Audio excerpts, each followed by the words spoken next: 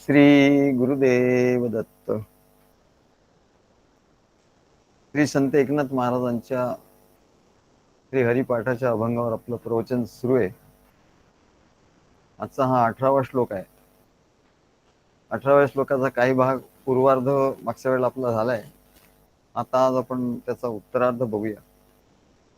न जाये चिताठा नित्य खटाटोप, न जाये चिताठा नित्य खटाटोप, मंडुकी वटवट तैसे ते गा, मंडुकी वटवट तैसे ते गा, प्रेमावीण भजन नाकावीण मोती, प्रेमावीण भजन नाकावीण मोती, अर्थावीण पोथी वाचुनी काय, अर्थावीण पोथी वाचुनी काय, कुंकवा नाही ठाव म्हणे मी आहे व, कुंकवा नाही ठाव म्हणे मी आहे व, भावे बिण देव कैसा पावे,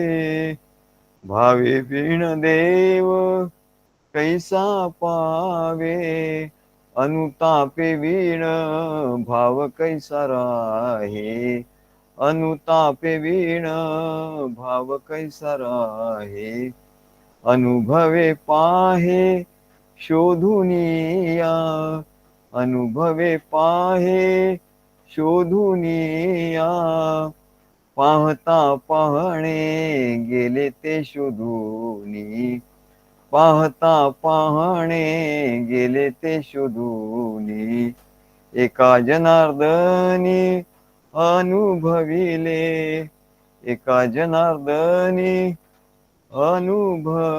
अनुभविले. तेव्हा एकनाथ महाराज म्हणतात, कुंकवा नाही ठाव म्हणे मी आहे व, भावे बिण देव कैसा पावे. तेव्हा भावाशिवाय देव पावत नाही. देव प्रसन्न का होत नाही, देवाचा अनुभव का येत नाही. कितीतरी साधना लोक करत असतात,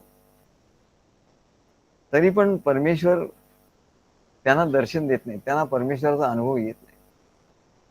म्हणजे असं का होतं मग? एवढं तर आम्ही करतो, ते सांगतात देवतांचं करतो, संत सत्पुरुषांचं करतो, तीर्थ व्रत नेम सगळं काय करतो, तीर्थयात्रेला जातो, सगळं होतं, पण समाधान मिळत नाही, परमेश्वराचं दर्शन घडत नाही, परमेश्वराचा अनुभव येत नाही. त्यामुळे असं का होतं? तर त्याला एकच कारण आहे, भावे बिण देव कैसा पावे. भावाशिवाय देव पावणार नाही. आणि म्हणून ज्ञानेश्वर महाराजांनी सुद्धा मागे सांगितलं, भावबळे आकळे एरवी ना कळे, करतळी आवळे तैसा हरी. ज्ञानाने देव पावत नाही, ज्ञानाने देव कळतो पण पावत नाही. इथे भावे बिण देव कैसा पावे असं लिहिलं आहे.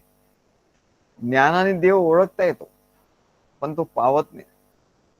मग देव पावायचा तर तिथे भाव पाहिजे. तुझ्या ठिकाणी ज्ञान आहे, बरोबर आहे, ज्ञान झालं, कारण देव हा ज्ञान अज्ञानाच्या पलीकडे आहे. आणि ज्ञान कशा करता पाहिजे देवाचं? तर आपल्या ठिकाणचं अज्ञान काढून टाकण्यासाठी ज्ञान पाहिजे, आणि देवाचं स्वरूप कसं आहे हे जाणण्यासाठी. तेव्हा ज्ञानाने निर्गुण निराकार परमेश्वराचं स्वरूप जाणता येतं, आणि तो देव कसा आहे हे कळतं, आणि त्याच्यासाठी काय साधना करायची, काय करायचं, सद्गुरूला शरण जायचं, सर्व कळतं मला. परंतु तो पावतो कशाने? ज्ञानाने पावत नाही, तर तो भावाने पावतो, तो भक्तीने पावतो. भावाविण देव कैसा पावे, भावाशिवाय देव पाहू शकत नाही. म्हणून ज्याला परमेश्वराची कृपा व्हावी असं वाटतं त्याच्या ठिकाणी भाव पाहिजे. म्हणून आमचे महाराज नेहमी म्हणायचे, God has been very kind to him. असं आम्हाला तेव्हा वाटतं, परमेश्वर कारण आमची त्यावेळची अवस्था अशी होती की परमेश्वराला खूप आम्ही आळवलो होतो. आणि महाराजांच्याकडे आल्यानंतर महाराजांच्या बद्दलचा आमच्या ठिकाणी खूप जबरदस्त असा भाव आपोआप त्यांच्या व्यक्तिमत्वामुळे तो निर्माण झाला. त्यांचं व्यक्तिमत्व जे होतं त्याच्यामुळे, त्यांचं ज्ञान स्वरूप, त्यांचं कार्य, या सर्वांनी आम्ही भारावून गेल्यामुळे तो भाव आमच्या ठिकाणी सहज निर्माण झाला. आणि म्हणून महाराज म्हणायचे की God has been very kind to him. तर देव याला पावलाय. तर देव कशाला पावतो? तर म्हणाले भावाशिवाय तो पावत. भाव बळी आहे आणि भावाचं बळ. बाकी तुमचं ज्ञानाने तो पावत नाही, योगाने पावत नाही, कशाने तो पावत नाही. कशाने? हा, तू योग कर म्हणा. योग करायला काही नाही. ध्यान कर, काही नाही. नाही नाही, परंतु त्याने देव पावेल असं नाही आहे म्हणा. तर त्याने तुझ्या ठिकाणी भाव जोपर्यंत तू दृढ होत नाही तोपर्यंत तो पावणार नाही. भावबळे आकळे एरवी ना करे, करतळी आवळे तैसा हरी. तेव्हा प्रेमभाव किंवा भक्तिभाव मनात असल्याशिवाय ज्ञान देखील कळत नाही. ज्ञान सुद्धा कळायचं तर प्रेमभाव पाहिजे म्हणा. ज्ञान कळायचं तर बुद्धीची शुद्धता पाहिजे, आणि प्रेमाने सगळ्याची शुद्धता होते. प्रेमच नाही तर सगळं अशुद्ध जर आहे तर ते ज्ञान तरी तिथे कसं कळणार म्हणा. म्हणून म्हणून मनात भक्तिभाव असल्याशिवाय ज्ञानही कळत नाही आणि अनुभव देखील येत नाही. आणि म्हणून सद्गुरूंच्या बद्दल प्रेमभाव उत्कट झाल्याशिवाय कुठलंही साधन सिद्ध होत नाही. उत्कटता आली पाहिजे म्हणा. म्हणजे प्रेम असतं, पण प्रेमामध्ये जेव्हा उत्कटता येते, ते उत्कट होतं, तेव्हा तो अनुभव येतो. म्हणून सद्गुरूंच्या बद्दल प्रेमभाव उत्कट झाल्याशिवाय कुठले जे साधन आहे ते सिद्ध होत नाही. आणि प्रेमभाव मनात नसेल आणि तो नाम जप करतोय म्हणाले, असे किती लोक असतात ते नामाचा जप करतात. चांगली गोष्ट आहे, नामाचा जप तर केलाच पाहिजे, पण प्रेमभाव मनात नसेल तर नाम जप करून काहीच उपयोग होत नाही. आम्ही अनेक लोकांना म्हणतो, ते म्हणतो नाही हो आम्हाला काही ते कंटाळा येतो. म्हटलं तुम्ही एवढं तुमच्या या मार्गामध्ये नाम जपाचं खूप महात्म्य आहे. मग म्हटलं तुम्ही तर खूप नाम जप करता, मग तुम्हाला तर खूप अनुभव येत असते. नाही म्हणले कंटाळा येतो नामाचा नाम जप करण्याचा. मग कंटाळा काय येतो? याचं कारण हेच आहे म्हणजे मनात प्रेम निर्माण होत नाही. त्या मनुष्याला कंटाळा कशाचा येतो? एखाद्या व्यक्तीचा कंटाळा येतो. एखादी व्यक्ती त्याला सारखी हवी असते. एखाद्या व्यक्तीला तो सारखा फोन करत असतो. आता आम्ही सर्वांना फोन करत असतो किंवा भक्त आमचे फोन आम्हाला करतो. का तर आमच्या ठिकाणी प्रेमभाव सगळ्यांच्या बद्दल आहे, प्रत्येक भक्ताच्या बद्दल आहे. आजच तो संग्राम त्याने बरेच दिवसात फोनच केला नाही, मग त्याला मी फोन करतो. मग तो म्हणला हो सद्गुरू मी आता करणारच होतो आणि तुमचा तेवढा फोन आला. म्हणलं अरे असं नाही चालत. भक्तीमध्ये टू वे ट्रॅफिक पाहिजे. तू तिकडे दोन ध्रुवावर दोघे आपण, तू इकडे मी तिकडे. हा, आमच्या किरणमुळे ते तर आम्हाला नेहमी फोन करत असतात, कधी फोन करतात. तेव्हा म्हणलं ह्या संपर्क नेहमी पाहिजे, नाही तर म्हणलं भक्ती भाव तो भाव उत्कट नाही होणार. संपर्क नसेल ना तर भाव उत्कट नाही होत. आणि भावच तो मुख्य आहे. ईश्वराचा अनुभव घ्यायचा तर भावच पाहिजे, बाकी काही नको. बाकी काही तू एखादं साधन सुद्धा नाही केलं तरी चालेल, पण भाव एवढा उत्कट पाहिजे. भाव हेच साधन आहे. तेव्हा नामजप करून त्याचा कंटाळा येतो काही लोक. मग असं का होतं? तर ते प्रेमाने नाम हे प्रेमाने घेतलं गेलं पाहिजे. मग कोणाच्या प्रेमाने नाव घेतलं गेलं पाहिजे? ज्यांना जे सद्गुरूंना शरण गेले नाही त्यांना कुठल्या देवतेबद्दल प्रेम असतं, आणि देवतेबद्दल प्रेम असल्यामुळे त्या देवतेचं नाव त्याने घेतलं. पण देवतेबद्दल प्रेम पाहिजे, जर नसेल तर मग त्या नामाचा काही उपयोग नाही. आणि ते उत्कट पाहिजे. नुसतं तुमचं त्या देवतेवर प्रेम आहे, त्या देवतेचं आम्ही असं करतो एवढं नाही म्हणा. तो प्रेमभाव उत्कट करत राहावा लागतो. भाव बळे सांगितलं, भाव बळे आकाय, भावात बलवान पाहिजे तो भाव, आणि म्हणून तर त्याचा अनुभव येईल. म्हणून नामजप करतात आणि त्यांना कंटाळा येतो, थोडा एक दोन माळा केल्या की मग कंटाळा येतो. तर किती माळा करत राहिले तरी समाधान नाही झालं पाहिजे, तृप्ती नाही झाली पाहिजे, असं जेव्हा होईल. मग असं का नाही होत ना? नामजप जर करून देखील त्याचा काही उपयोग होत नाही. मग असं का होतं? नामजपामध्ये प्रेम का होत नाही? नामजपाचं इंगित असं आहे की प्रेम असल्याशिवाय, भाव असल्याशिवाय नामजपाचा उपयोग होत नाही जसा पाहिजे तसा. याचं कारण असं आहे की आम्ही त्याच्यावर रिसर्च केला. प्रत्येक गोष्टीवर रिसर्च अँड डेव्हलपमेंट मध्ये असं का होतं आणि कसं व्हायला पाहिजे. तर असं आहे की नाम आणि नामी यांची एकरूपता आहे. म्हणजे ज्याचं नाव घेतो आपण, जो मंत्र म्हणतो, कृष्ण म्हणा, राम म्हणा, त्याचं नाव आहे. पण आपण मंत्र म्हणतो त्याच्यात त्याचं नाव आहे, कृष्ण म्हणतो, राम म्हणतो, दत्त म्हणतो. असं म्हणताना कृष्ण हे नाव आणि प्रत्यक्ष कृष्ण हा देव हे वेगळे नाही, हे एकच आहे. भगवान शंकर म्हटलं काय, त्यांचं नाव घेतलं ते भगवान शंकर आणि त्यांचं नाव हे वेगळं नाही. प्रभू राम म्हटलं तर प्रभू राम आणि त्यांचं नाव हे वेगळं नाही, हे एकरूपच आहे, हे दोन्ही एकरूप आहे.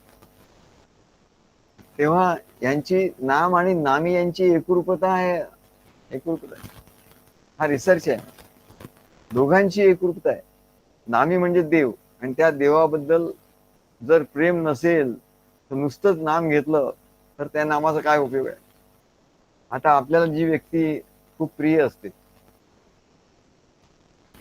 जेव्हा आपल्याला एखादी व्यक्ती खूप प्रिय असते, मग तिचं नाव सहजच आपल्या ठिकाणी असतं.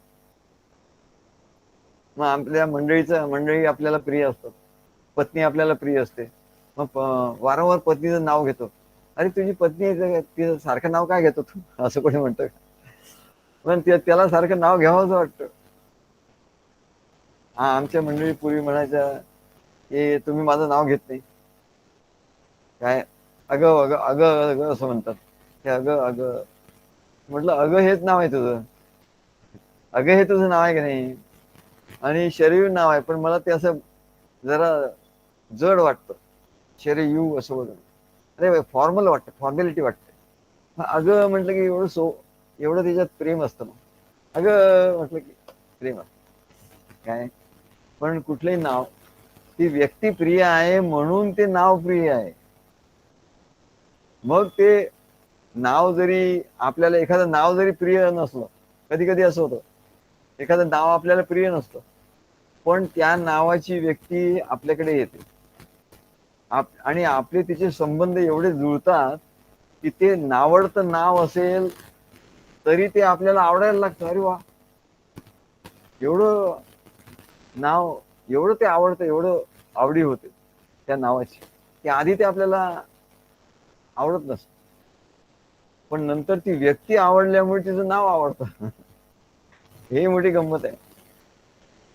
व्यक्ती आवडते म्हणजे व्यक्तीबद्दलचं प्रेम आहे, म्हणून त्या नामावरही प्रेम होतं. नामाचं प्रेम कधी आहे, नाम का घ्यावं असं वाटत नाही, कारण नामाबद्दल प्रेम नाहीये. मग ज्या व्यक्तीचं जे नाव आहे त्या व्यक्तीवर जर प्रेम असेल तर नामावर प्रेम आपोआप होतं, नामावर प्रेम आपोआप होतं. असा आमचा शोध आम्हाला झाला की त्या व्यक्तीवर प्रेम पाहिजे आधी. सद्गुरूंच्यावर प्रेम असेल तर त्यांचं नाव घेतल्याबरोबर सर्व भक्त आम्हाला लिहून पाठवतो. सद्गुरू श्री निजधामानंद स्वामी महाराज, सच्चिदानंद सद्गुरू श्री निजधामानंद स्वामी महाराज की जय, श्री गुरुदेव दत्त. आता त्यांचं आमच्यावर प्रेम असल्यामुळे ते सारखं ते असं लिहून पाठवत असतं. घोरपडे असं ते प्रत्येक काही लिहिलं की त्याच्या खाली ते लिहितात. आपले भोसले ते सुद्धा लिहितात, सगळेच भक्त लिहितात. आणखी ते आपला फलटणचा काय नाव आहे, तो सारखा लिहित असतो. तर हे नाव कसं येतं म्हणलं, आधी सद्गुरूंचं आठवण येते, सद्गुरूंच्यावरचं प्रेम असतं आणि मग त्यांचं नाम घेतल्यामुळे त्यांचा आपल्याला आनंद होतो. ते नाम घेतल्यामुळे आनंद होतो. म्हणून म्हणतात नामी म्हणजे देव, आणि त्या देवाबद्दल प्रेम असेल तरच ते नाम गोड लागतं. गोड तुझे नाम, गोड कशामुळे लागतं? प्रेमामुळे गोड लागतं. नाम हे तसं त्या देवावरचं प्रेम आहे म्हणून त्याच्या नामावर प्रेम आहे. नाम उलट होत नाही, नामावर प्रेम आहे म्हणून देवावर प्रेम आहे असं नाही होत. बरं, असं नाही होत. देवावर प्रेम आहे म्हणून त्या नावावर प्रेम आहे आणि म्हणून ते नाव गोड लागतं. म्हणून ते आपले नामदेव महाराज म्हणतात, नामदेव महाराजांच्या जीवनात असा प्रसंग की त्यांना ते नाव गोड लागेल. काय? अमृताहुनी गोड नाम तुझे देवा, नाम तुझे देवा, अमृताहुनी गोड नाम तुझे देवा, नाम तुझे देवा, मन माझे केशवा, मन माझे केशवा, काबान घे, काबान घे, अमृताहुनी गोड नाम तुझे देवा. सांग सांग पंढरी राया, काय करूया ते, का रूप ध्यानाशी नये मज. बरोबर, तुझी आठवण करायची, तुझं रूप पण ध्यानाला येत नाही. तुझं रूप ध्यानात येत नाही तर मग प्रेम कसं निर्माण होणार आणि तुझ्या नाम कसं गोड लागणार? तिथे त्यांनी बरोबर ते नामदेव महाराजांचं आहे. सांग पंढरी राया, काय करू, या मनाला काय करू म्हण, का रूप ध्यानाशी नये मज, अमृताहुनी गोड नाम तुझे देवा, नाम तुझे देवा. पण ते गप्प बसले नाही, त्यांनी ही तळमळ निर्माण झाली त्यांची की अमृतासारखं नाम गोड आणि ते येत का नाही माझ्या नावाचं. तेव्हा त्यांच्या ठिकाणी तळमळ निर्माण झाली. मग प्रेम नाही तर मग तळमळ पाहिजे, तळमळ निर्माण झाली पाहिजे. अरे होत नाही म्हणजे कसं, होत नाही म्हणजे कसं, नाही होत नाही तर नाही, आता गप्प बस, काय करणार, असं नाही. आणि त्या तळमळी झाल्यामुळे त्यांचं एक पद झालं, आणि त्या पद झाल्यामुळे त्या तळमळीमुळे त्यांचं त्या भगवंताचं दर्शन, भगवंताच्या दर्शनाची तळमळ त्यांना लागली आणि भगवंतावर प्रेम त्यांचं जडलं आणि त्याच्यामुळे त्याच्या नामावर प्रेम जडलं. असं म्हटलं याचं शास्त्र आहे म्हणत आहे. नामावर नाही तर लोक काय करत, नुसते आम्हाला मंत्र मिळाला सद्गुरूंच्याकडनं बस ते, आणि आता मंत्र म्हणतो आम्ही आणि आम्ही ध्यान करतो, बस मंत्राने ध्यान करणं एवढंच त्यांना माहिती. आणि मग त्या ध्यानात सगळं काय होतं. अरे असं नाही होणार. भाव वळे आकळे, भाव कुठे तुझा? त्या मंत्राचा किती तू पाठ केला तर काही होणार नाही, काही उपयोग होणार नाही. थोड्या वेळ ध्यान तुझं हे होईल आणि तुला कंटाळा येणार. आणि म्हणून ते घरीच आपलं नाम घेत बसतो. नामाशी घेत बैसू नका ऐसे बोलिला, नामाशी श्रीहरीने झेंडा वैकुंठीचा भूवरी रोविला, भूवरी रेंडा रोविला, झेंडा भूवरी रोविला. असं आमचं म्हणजे सद्गुरू असताना त्यांचं नाम घेत बसतो. म्हणजे नाम प्रत्यक्ष सद्गुरू असताना नुसतं तुम्ही नाम घेत बसला तर काय उपयोग.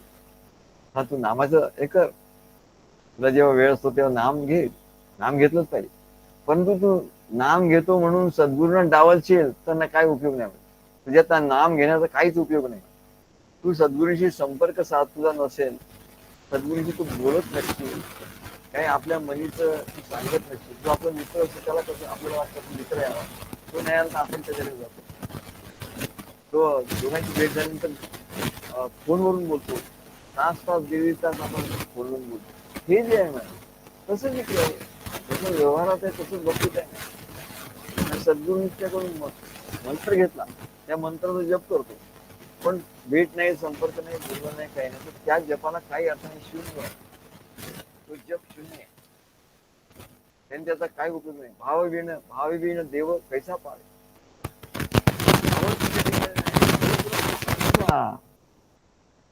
देव पावणार नाही, तू किती जप कर, कंटाळा येईल, शेवटी तू असं म्हणशील सोडून देशील, असं असं झालेलं आहे.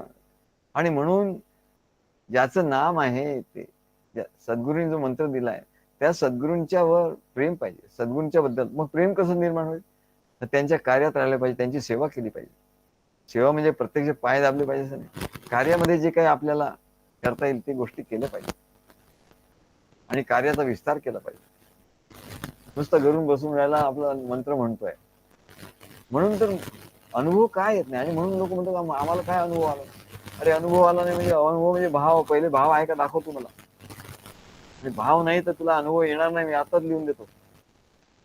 आणि भाव उत्कट झाला, आम्ही त्याला सांगतो अरे हा तुला अनुभव येणार नाही.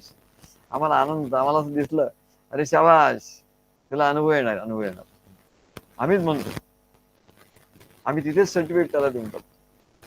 का आता तो संपर्क साधतो, तो बोलतो, आपल्या मनीचं सांगतो, काय बरं नाही ते सांगतो, सगळं काय आपल्या जीवनातलं सगळं सांगतो, जसं आपण मित्राला सांगतो.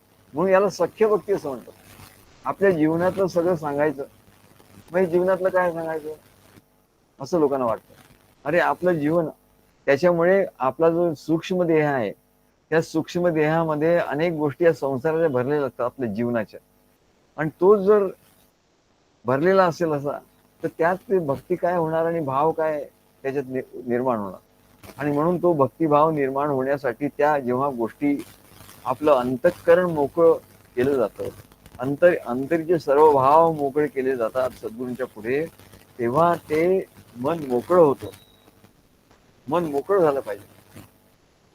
मन जर भरलेलं आहे सगळं तर काही उपयोग नाही, त्याच्यात भाव नाही राहू शकत. जसं दूध घ्यायचं, जसं गृहिणी सगळं भांड एकदम स्वच्छ करतात, त्याला पुसतात, त्याला उकडं ठेवतात, आणि मग दूध आलं की मग ते दूध भरतात. ते कुठलंही भांड घेतलं आणि त्याच्यात दूध घेऊन आलं असं होतं का कधी? असं नाही. तसं हे म्हणाले नामामृत आहे, काय हे उकळ हरिनामामृत. अरे हे नामामृत घ्यायचं तर ते भांड तसं पाहिजे, म्हणून त्याच्यात प्रेम भरलेलं पाहिजे. तेव्हा म्हणजे नुसतं नाम घेण्याने होणार नाही. हा गैरसमज आहे, गैरसमज. आम्ही त्याच्यावर आता एक पॉडकास्ट करणार. घोरपडे म्हणाले तुम्ही सद्गुरू असा, याच्यात पुष्कळ गैरसमज आहे म्हणे लोकांमध्ये, तर ते असं आपण त्याला नाव देऊ, गैरसमज.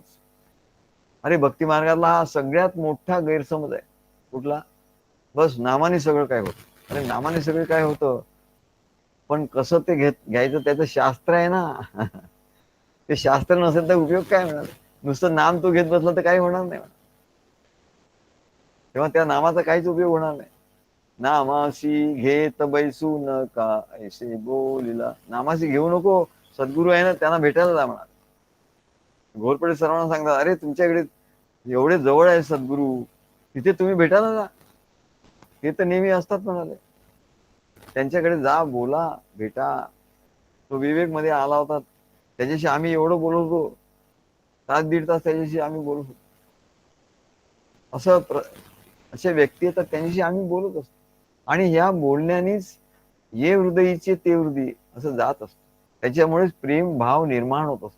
ज्याला भाव म्हणतात ना, तो भाव निर्माण होत असतो आणि त्यानेच परमात्म्याचा अनुभव येतो, त्यानेच ज्ञान होतं.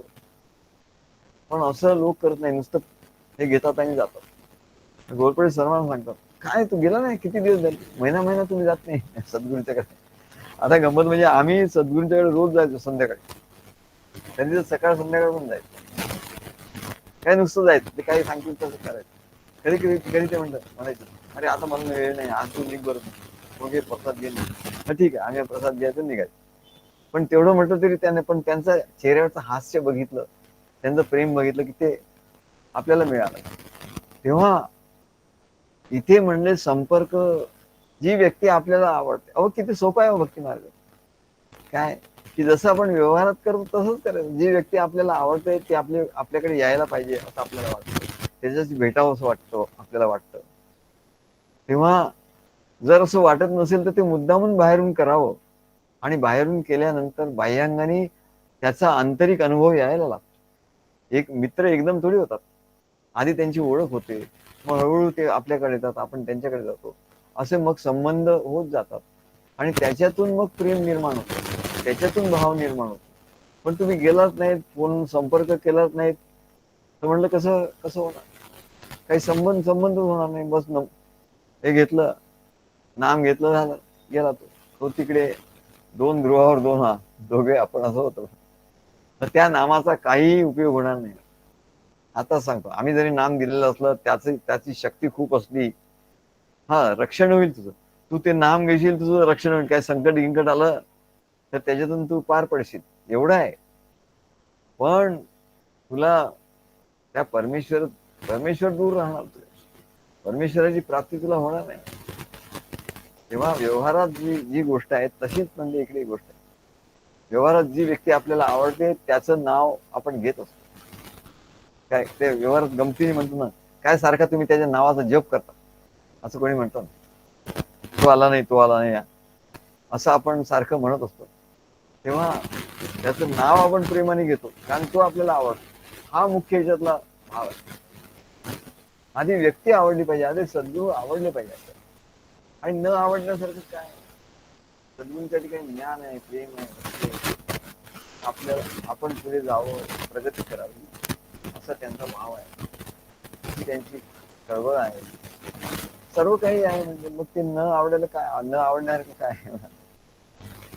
तेव्हा जसं म्हणजे आपल्या व्यवहारात आपली पत्नी आहे, आता पत्नी प्रत्येकाला प्रिय असते. हल्ली थोडा काळ वेगळा झाला, आता पत्नी पतीला प्रिय असेलच असं नाही, पत्नी पतीला प्रिय असं नाही. तर म्हणजे पण म्हणजे बहुतांश असं की पती पत्नीमध्ये प्रेमाचंच नातं. पती पतीला आवडतो, पत्नी पतीला आवडतो, आणि म्हणून ते सारखं नाव घेत असतात. मुलगा असेल, मुलगी असेल, तर तिचं नाव हे तिच्यावर असणाऱ्या प्रेमामुळे आपण किती वेळा घेत असतो, आणि त्याला तर वेगवेगळे नाव ठेवतो. मुलांना आपण वेगवेगळे नाव ठेवतो, सोनू म्हणतो, आणखी काय म्हणतो, काय पेट नेम त्यांचं ठेवतो. नाव सुद्धा नाव बदल तरी हरकत नाही म्हणाले. परमेश्वराचं नाव कुठलंही घ्या, परंतु त्याच्यावर प्रेम मुख्य पाहिजे म्हणाले. काय तेव्हा ते प्रेम त्या व्यक्तीवर जेव्हा असेल तेव्हा तिचं नाव गोड लागतं. मग तिचं नाव आपल्याला आधी आवडत असेल नसलं तरी ते आपलं आवडतं होतं. तेव्हा तिच्यावर असलेल्या प्रेमामुळे आपण किती नाव घेतलं तरी त्याचा कंटाळा तर येतच नाही. उलट म्हणाले, ते नाव घेतल्यामुळे त्या नामावरचं प्रेमच अधिक वाढत जातं. व्यक्तीवरच्या प्रेमामुळे नामावरचं प्रेम वाढतं, नामावरच्या प्रेमामुळे व्यक्तीवरचं प्रेम वाढतं, आणि असं परस्परावर तर ते अधिकाधिक वाढत जातं. म्हणजे याच्यामध्ये जी अजामिळाची कथा आहे, अजामिळ पापराशी नामे गेला वैकुंठाशी. अजामिळ जीवनात त्यांनी काय केलं, नुसते पापच केले, म्हणजे पापच केलं. नामाचं महात्म्य सांगतात, पण कुठल्या नामाचं, कशामुळे तो गेला? अजामिळ पापराशी नामे गेला वैकुंठाशी. कसा गेला होतो? आता याचा रिसर्च बघा.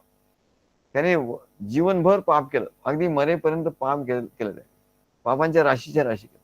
पण एकच गोष्ट त्याच्या जीवनात चांगली घडली होती, ती म्हणजे त्याच्या मुलाचं नाव नारायण ठेवलं होतं. त्याने ठेवलं होतं का आणखी कोणी ठेवलं होतं, त्याच्या बायकोनी ठेवलं होतं की आणखी कोणी ठेवलं होतं माहिती नाही, पण एक चांगलं काम झालं होतं की नारायण त्याच्या मुलाचं नाव होतं.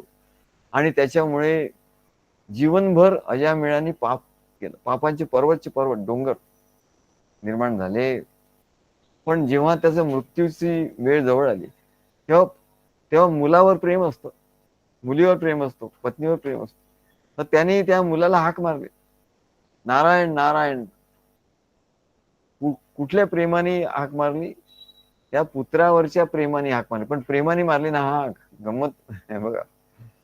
त्या प्रेमाची ताकद बघा, त्या प्रेमाचं पॉवर बघा, ते पुत्रावरचं आहे का कोणाचं असं नाही.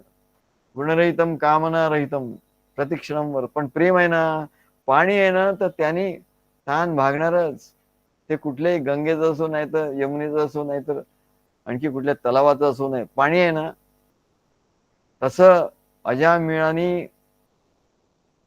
त्या पुत्रावर त्याचं प्रेम होतं आणि त्याचं नाव नारायण होतं. आणि त्यांनी त्या पुत्रावरच्या प्रेमाने ते नाव परमेश्वराचं नाव होतं. आणि त्याच्यामुळे पुत्रावरच्या प्रेमाने घेतलं ना, नारायण नारायण नारायण, श्रीनारायण जय नारायण, जय जय नारायण नारायण. तेव्हा त्यांनी त्या नारायणाचं नाव घेता घेता नारायण नारायण म्हणता म्हणता तो आला नाही नारायण. तेव्हा आता प्राण जाणार, तर त्यावेळेला त्या संधीमध्ये असं होतं की तो तो परमेश्वराच्या कडे जाणार असतो. त्याला तेव्हा परमेश्वराची आठवण येते. आणि तो नारायण नारायण पुत्र प्रेमाने म्हणत होता, तर त्याचं रूपांतर नारायणाच्या प्रेमात झालं. पुत्राच्या आता ते प्रेमच आहे ना, त्याच्यामुळे तो पुत्र विसरला आणि नारायण नारायण म्हणतात तेव्हा एकदम लक्षात आलं, अरे नारायण म्हणते परमेश्वराचं नाव आहे आणि पुत्राचं प्रेम त्याच्या ठिकाणी होतच. त्याच्या ठिकाणी उत्कटतेने पुत्राचं प्रेम होतं, ते नारायणाच्या प्रेमात रूपांतरित झालं लगेच, कारण ती मृत्यूची वेळ होती. आणि त्याच्यामुळे त्याचा प्रेम उत्कट झालं. ते प्रेम एवढं उत्कट झालं की नारायण नारायण नारायण असं कसं करायला लागलं. नारायणाला हाका मारायला लागला. ते नारायणाला हाका मारायला लागल्यावर नारायणापर्यंत ते पोहोचलं, कारण उत्कटतेने त्याने नारायण हाका मारला. आणि त्याच्यामुळे नारायणाने सांगितलं त्या दूतांना, जा म्हणा त्याला घेऊन या वैकुंठाला, तो मला हाका मारतोय. अजामिळ पाप राशी. तिकडे त्यांनी असं बघितलं नाही याचे पाप किती किती आहे म्हणून. नारायण नारायण अशा रीतीने, अशा प्रेमाने, उत्कटतेने, अशा भावाने त्याने ते नाव घेतलं की म्हणजे सर्व पाप तिथे दग्ध होऊन गेलं, सगळं पाप नाहीसं होऊन गेलं. नारायण नारायण नारायण त्याच्यात एवढा तल्लीन झाला. तल्लीन या शब्दाचा अर्थ काय, तिथे लीन झाला तो, म्हणजे त्याचा अहंकार निघून गेला, त्याच्या देहाचा अहंकार निघून गेला, त्याचा आपण काय पाप केली काय केलं सगळं तो विसरून गेला, सगळ्यात तल्लीन झाला. कथा ऐकता सर्व तल्लीन झाला. तत् म्हणजे ते परमेश्वर स्वरूप, त्याच्यात तो लीन झाला. अहम ब्रह्मास्मी हे वेगळं. ज्ञानाने अहम ब्रह्मास्मी म्हणतात, तो अहंकारच आहे म्हणा, मीच ब्रह्मा आहे, अरे हा अहंकार आहे. पण नारायण भक्तीने तो म्हणतो नारायण नारायण नारायण, तो तो नारायण होऊन जातो, तो स्वतः नारायण होतो म्हणा. तल्लीन कशामुळे, तल्लीन झाल्यामुळे. आणि हा इकडे अहम ब्रह्मास्मी म्हणतो तो याला अहंकार होतो. आता तो अहंकार काढायचा कसा, ज्ञान तर झालं, मग तो अहंकार काढायचा कसा. अहम ब्रह्मास्मीचाही अहंकार असतो, अहम आहे ना तिथे, अहम मी ब्रह्म आहे. मग तो अहंकार काढण्यासाठी ते म्हणतात, मग सगुण सगुण साकार सद्गुरूंची तुम्ही भक्ती केली पाहिजे, म्हणजे परत तिथे ते येतात. ज्ञानाचा अहंकार घालवायचा, ज्ञान झालाय तुला चांगली गोष्ट आहे, पण ज्ञानाचा अहंकार अहम ब्रह्मास्मी म्हणतो तू, मग आणि सद्गुरूंनी सांगितलंय तुला की तू माझा अंश आहे म्हणून, पण तो अहंकार आहे बाबा. तू तू भक्तीने तल्लीन जेव्हा होशील नामामध्ये, तेव्हा तुझा तो अहंकार जाईल. तेव्हा अजामिळ पापराशी नामे गेला वैकुंठाशी. एवढं पाप करूनही तो कसा गेला. आणि लोक तर म्हणतात आम्ही चांगलं वागतो सगळ्यांशी, त्याच्यामुळे आम्हाला काय नाही. अरे तुझं चांगलं वागणं वाईट वागणं, ईश्वर काही बघत नाही, तू चांगलं वागतो का वाईट वागतो, याचा अर्थ वाईट वागलं पाहिजे असं नाही. ईश्वर भाव बघतो. ईश्वराच्याकडे काय भाव, तू चांगला वागला का वाईट वागला, त्या नामामध्ये एवढं हे आहे, एवढी पॉवर आहे की ते सगळं पाप जाळून टाकेल. पण पराकोटीचा उत्कट भाव पाहिजे म्हणाले काय, तेव्हा तो पराकोटीचा उत्कट भाव, म्हणून शास्त्र रक्षणम, म्हणून शास्त्राचं रक्षण केलं पाहिजे, कारण तो भाव येण्यासाठी त्या भावाचं ऊर्ध्वम शास्त्र रक्षणम, की म्हणून वाईट गोष्टी करायच्या नाही, म्हणून आम्ही चांगलं वागतो ते बरोबर आहे. पण आम्ही चांगलं वागतो हाही अभिमान नको, कारण तो अहंकार आहे म्हणा. आम्ही चांगलं वागतो, आम्ही सगळ्यांचं चांगलं केलं, मग आमचं चांगलंच होईल, अरे हाही एक अहंकार आहे म्हणा. काय तर मग अजामेळचं उदाहरण बघ. अजामेळ तर पापराशी होतो, पण ते गेला कसा? त्याच्या ठिकाणी भाव होता. तुझ्या ठिकाणी भाव नाही, तुझ्या ठिकाणी अहंकार आहे की आपण सगळ्यांशी चांगलं वागतो. हा एक, त्याला सत्वगुणाचा अहंकार म्हणतात. सत्वगुणाचा अहंकार आहे की आम्ही चांगलं वागतो तेव्हा आमचं चांगलं होणार. असं नाही, असं काही नाही. ते सगळं प्रारब्धानं होत असेल. तू तू मार मोठा चांगला वागतो, पण तुझं वाईट व्हायचं ते दैवात लिहिलं असेल तर वाईट होणारच. असं काही नाही. आणि आता चांगलं करतो तर त्याचं फळ तुला पुण्य मिळालं, ते पुढचं आहे, पुढच्यासाठी, भविष्यासाठी आहे. म्हणजे भविष्य काळासाठी आहे, ते आतासाठी थोडी आहे. पुढच्या जन्मासाठी किंवा तुला स्वर्गात जाण्यासाठी ते आहे. तेव्हा भाव हा महत्वाचा आहे. तेव्हा नामाचं रहस्य काय आहे, नामाची शक्ती काय आहे, तर त्या भावामध्ये आहे. म्हणजे भावे विण देव कैसा कळे. भावाशिवाय देव प्रसन्न होणारच नाही. हेच रहस्य आहे. आणि म्हणून भाव वाढवला पाहिजे. भाव कसा वाढेल? म्हणून तर कार्य आहे, म्हणून तर सद्गुरू आहे, म्हणून तर त्यांचं प्रेम भक्ती ज्ञान सगळं आहे. हे रहस्य आहे. म्हणून अजामिळाने पापाचे डोंगर असले, त्याला नारायणाबद्दल अजिबात प्रेम नव्हतं, पण त्याच्या मुलाचं नाव नारायण असं होतं. आणि मृत्यूच्या वेळी पुत्रावर खूप प्रेम होतं. हे दोन जमेची बाजू. प्रेम होतं, हे प्रेम होते, हे जमेची बाजू. आणि त्याचं नाव नारायण होतं, हे दोन. त्याला आपण म्हणतो सेलिंग पॉइंट. तिथे सेलिंग पॉइंट काय होते, मुख्य पॉइंट काय होते? अजामिळाला वैकुंठात, अजामिळ वैकुंठ कसा गेला? पापाचे डोंगरचे डोंगर रचले, पण तो वैकुंठात गेला कसा? अरे त्याचे दोन मोठे महत्वाचे पॉवरफुल पॉइंट होते. पुत्रावर त्याचं खूप प्रेम होतं, आणि त्या पुत्राचं नाव नारायण होतं. आणि मृत्यूची वेळ होती. हे तीन गोष्टी एकत्र आल्या. मृत्यूची वेळ होती, पुत्रावर उत्कट प्रेम झालं त्याचं, आणि पुत्राचं नाव नारायण झालं. तीन गोष्टी एकत्र झाल्या. आणि असं नारायण नारायण करता करता तो तल्लीन झाला. तल्लीन झाला म्हणजे तो सगळं विसरला. तिथे पुत्र आहे का काय आहे सगळं विसरला. तल्लीन झाला. कथा ऐकता सर्व तल्लीन झाला. तल्लीन झाल्यामुळे तो परमेश्वरापर्यंत ते पोहोचलो. त्या नारायणापर्यंत पोहोचला, आणि नारायण सांगितलं चलो त्याला घेऊन या. आणि म्हणून हे सिक्रेट आहे. म्हणजे नामाचं रहस्य. नामाचं रहस्य काय ते आज आम्ही तुम्हाला सांगितलं. तेव्हा नामाने आपला प्रताप दाखवला म्हणा. त्यांनी त्या प्रेमात रंगून तो नाम गायला लागला, आणि त्याच्या प्रेमामुळे ते नाव चैतन्यमय झालं. हे नाम चैतन्यमय झालं, आणि त्या चैतन्याच्या लहरी वैकुंठापर्यंत गेल्या. आणि भगवान विष्णूचे दूत विमान घेऊन आले म्हणतात, आणि त्याला वैकुंठात घेऊन गेले. मग आम्ही म्हणतो, जे लोक नाम नाम नाम म्हणतात, नाम सगळ्यात श्रेष्ठ आहे, नाम सगळ्यात श्रेष्ठ. अरे नाम श्रेष्ठ आहे, पण नुसतं नाम घेऊन काही उपयोग होणार नाही तुला. तर त्याला दुसरं म्हणजे भाव पाहिजे. भावे विण देव कैसा कळे. भावाशिवाय नाही होणार. भावाशिवाय नामाला ताकद येणार नाही. भावाशिवाय नामाचा काही उपयोग होणार नाही. म्हणून ते गोंदिवलेकर महाराजांच्या मठाचे अध्यक्ष मागे आम्ही सांगितलं बरेचदा त्यांचं, तर ते नेहमी भेटतात आणि काहीतरी प्रश्न विचारतात. अजूनही त्यांना एवढं ते नामाचं हे नाम एवढं करतात, हजारो लाखो वेळा, आणि ते रजिस्टर मध्ये लिहून ठेवतात काय. तरी पण त्याचा रिझल्ट काय? रिझल्ट म्हणजे झिरो. तेच म्हणतात की रिझल्ट झिरो. यांनी मला काही म्हणले, आणि काही लोक असं आता ते प्रामाणिक आहे म्हणून म्हणतात. मला त्यांचं एक बरं वाटतं की ते प्रामाणिक आहेत. नाही तर एरवी लोक काय म्हणतात, आम्हाला अनुभव आला, आम्ही एवढं नाम घेतलं, आम्हाला अनुभव आला, आम्हाला असं झालं, आम्हाला स्वप्न पडलं, आम्हाला अमुक झालं, आम्हाला तमुक झालं, हे सगळं ते सांगतात. आम्हाला असे अनुभव आले काय, असे लोक सांगत असतात. अरे असे अनुभव सांगायचे नसतात. पहिली अनुभूती, दुसरी अनुभूती, तिसरी अनुभूती, 10वी अनुभूती. अरे हे काय एवढ्या अनुभूती आल्या म्हणाला.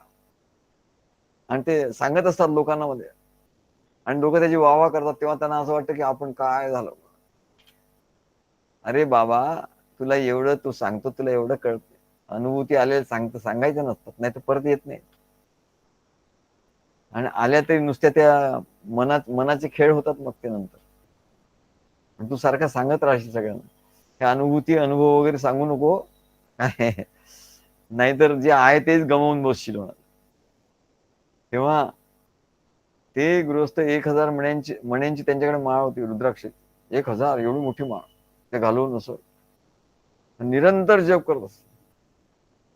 परंतु काय व्हायचं, त्यांना भयंकर स्वप्न पडायची.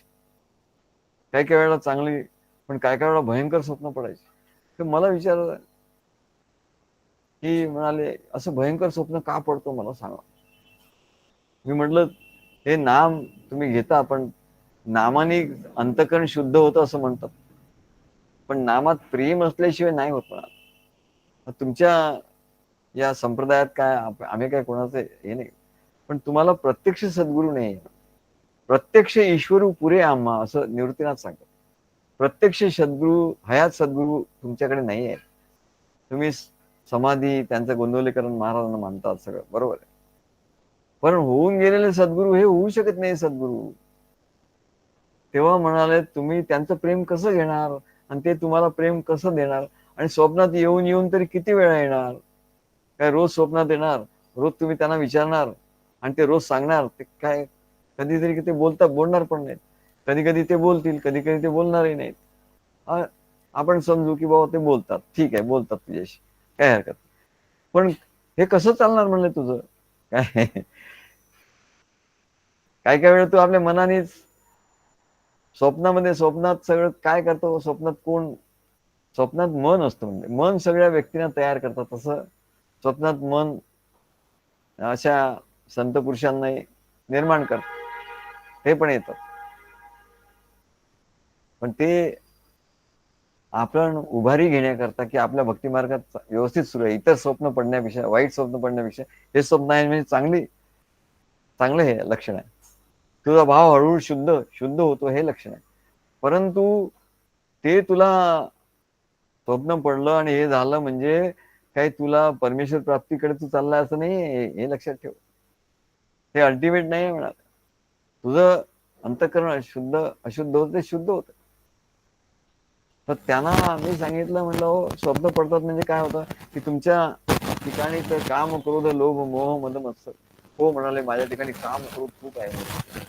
मला एकदम राग येतो, काम पण माझ्या ठिकाणी खूप आहे. आणि ते सांगत होते त्यांचं काय काय, पण ते मन उघडं करून सांगत. संत सत्पुरुषांच्याकडे मन उघडं केलं पाहिजे, तर ते म्हणाले त्याच्यातले दोष जातात,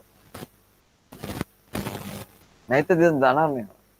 त्यांचं एक मला आवडलं, आणि म्हणून त्यांच्याशी मी बोलत असतो. आणि मग त्यांना उत्तर दिलं की त्यांचं समाधान. मला म्हणाले, तुम्ही उत्तर दिलं की मला एकदम समाधान, शांती होते, मनाला शांती मिळते.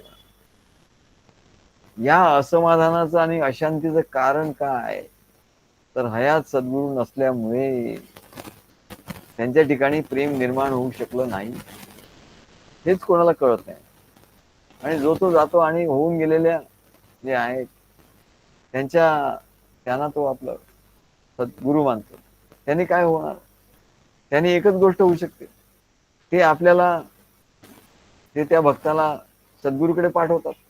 आजच आम्हाला एक फोन आला दुपारी, त्यांनी पुस्तक लिहिलं आहे, बरेच काय काय 2-4 पुस्तकं लिहिली आहे, काही प्रकाशित पण झाली आहे. म्हणलं मला एक पुस्तक असं प्रकाशित करायचं आहे. मग ते साधारण त्याच्यामध्ये थोडस अध्यात्माचा भाग वगैरे होता. म्हटलं इथे अध्यात्म वगैरे घे. हो म्हणले, अध्यात्म आहे, थोडस सायकोलॉजी आहे, असं. मग म्हणाले, मी तिकडे गिरनारला जातो, बरेचदा जाऊन आलो, असं काय काय तो सांगत होता.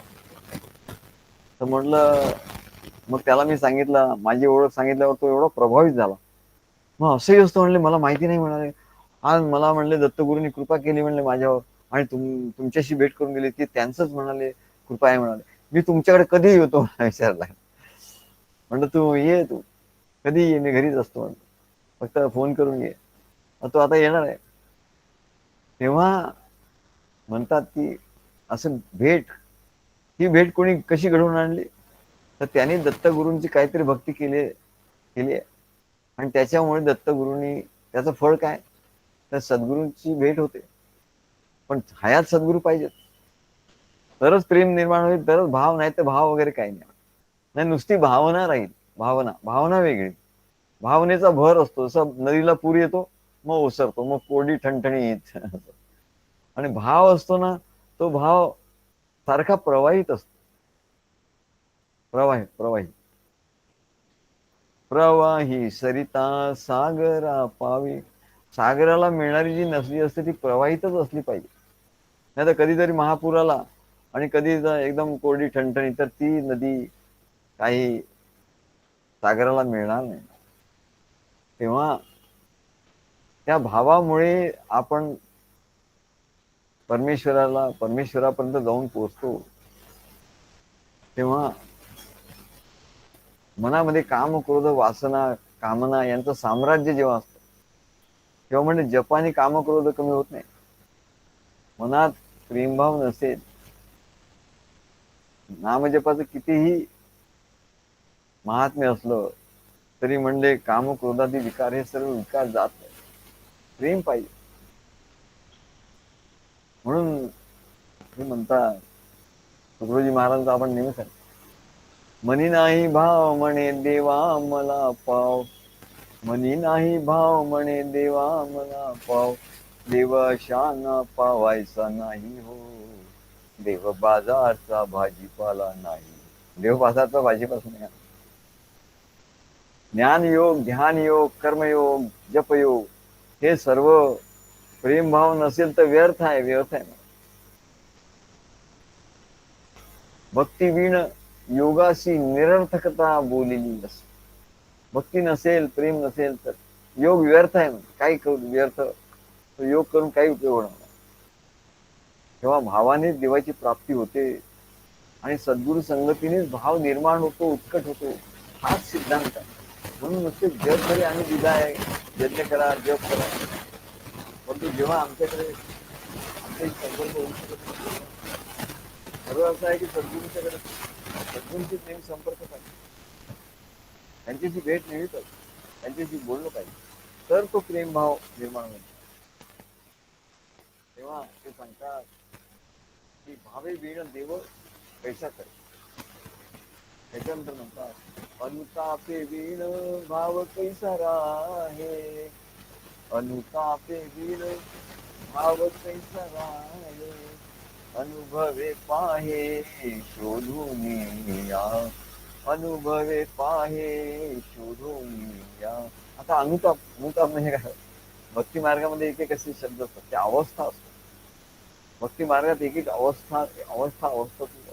आता सांगितलं की नामाचा तुम्हाला उपयोग होईल कसा, तर सद्गुरूंचा संपर्क पाहिजे, प्रेम पाहिजे, भक्ती पाहिजे, सगळं पाहिजे. पण अशी एक अवस्था येते ना, प्रेम भक्ती सर्व होता होता होता एक अशी अवस्था येते की तळमळ लागते.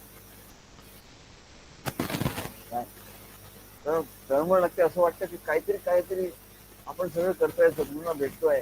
हे सद्गुरूंना भेटल्यानंतर मी गोष्ट, सद्गुरूंच्या बद्दल प्रेम निर्माण झालं, सर्व काही झालं, भाव निर्माण झालाय आणि जपही आनंदाने प्रेमाने होतोय.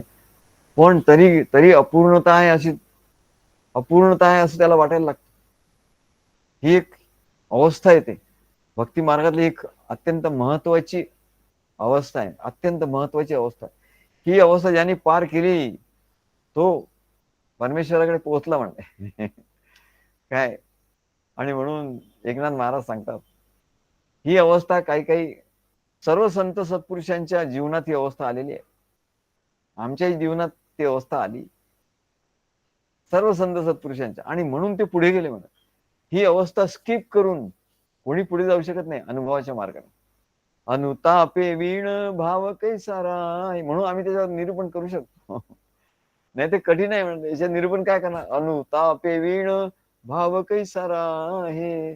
अनुभवे पाहे शोधून या. हे अनुभवाशिवाय म्हणून लिहिलंय पुढे, अनुभवे पाहे शोधून या, असं पुढचा शब्द लिहिलाय. अनुतापे वीण भाव कैसारा आहे, अनुभवे पाहे शोधून या.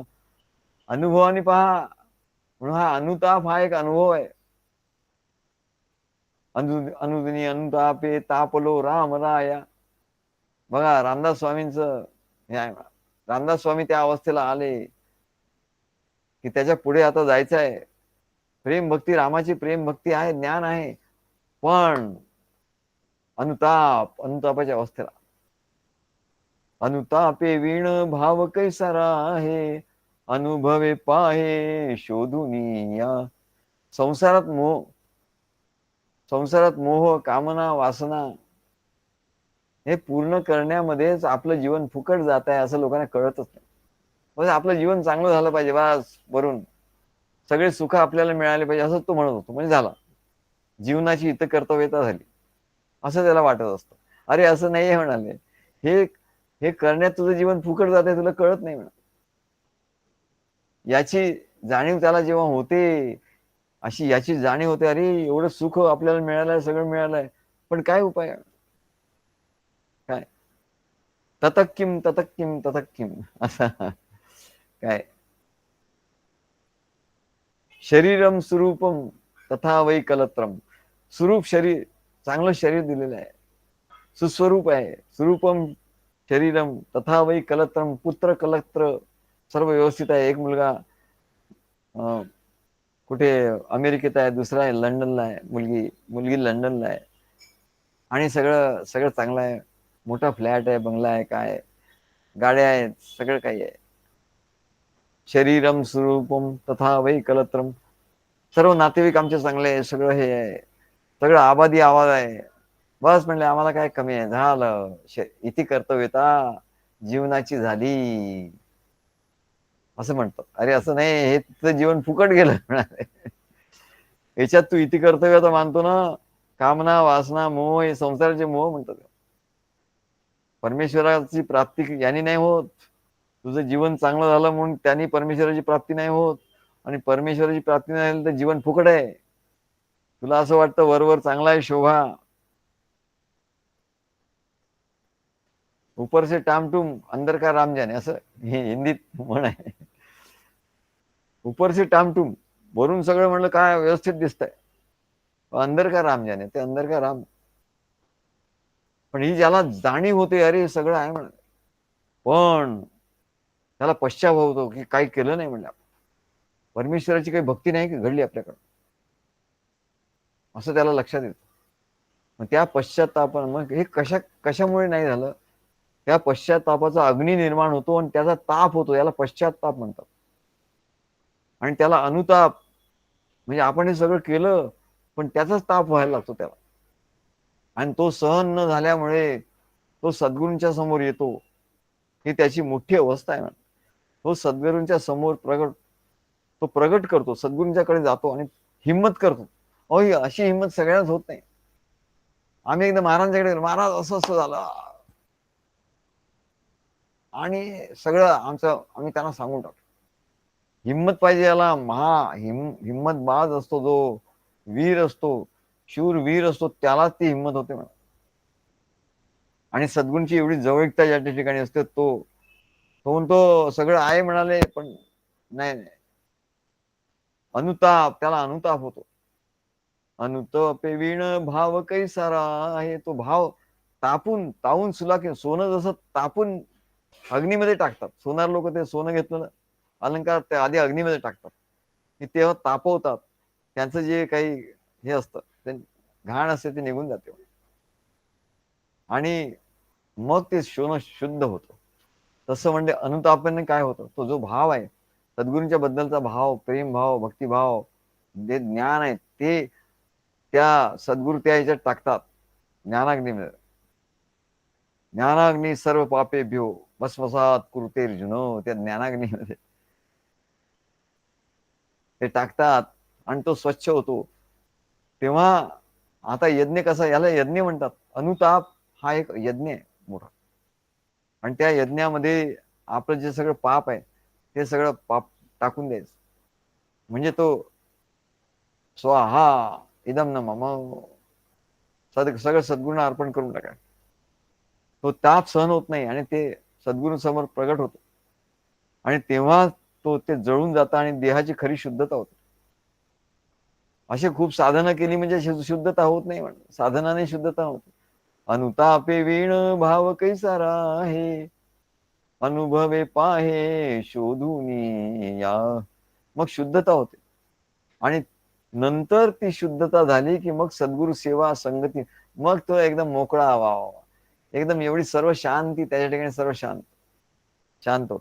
ओम शांती शांती शांती अशी. नाही तर तोपर्यंत तो ताप असतो, तो म्हणजे शांती नाही. ही एक अवस्था आहे भक्ती मार्गातली, उच्च अवस्था. ही उच्च अवस्था आहे अनुतापाची. तेव्हा भक्ताचा सद्गुरु बद्दलचा खरा प्रेमभाव निर्माण होतो. अनुतापाशिवाय खरा भाव निर्माण होणं शक्य नाही. म्हणून वाल्मिकी ऋषी वाल्याचा वाल्मिकी कसा झाला तर अनुतापाने झाला. अनुताप, त्याला एवढा आपल्या पापाचं त्याला ताप झाला, एवढं पाप केलं त्याला ताप झाला. त्याच्यानंतर गौतम ऋषी अहल्येला शाप दिला. एवढे मोठे ऋषी, एवढं साधना केली, एवढी साधना केली की त्याच्यासारखा तपस्वी कोण नव्हतं. परंतु काम क्रोधादी विकार गेले नाही म्हणा. आणि त्याच्यामुळे क्रोधाला भरीच पडून त्यांनी प्रिय पत्नीला शाप दिला.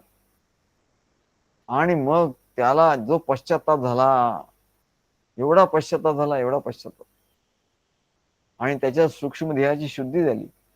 आणि असं शुद्धी झाल्याबरोबर तिकडून प्रभू राम, लक्ष्मण आणि विश्वामित्र ऋषी आले. बघा, अनुताप झाला, त्याला अनुताप सुरू होता, एवढा ताप होता. तिकडे ते आले, अहिल्या शिळा होऊन पडलेली आहे, तिला शाप दिला होता.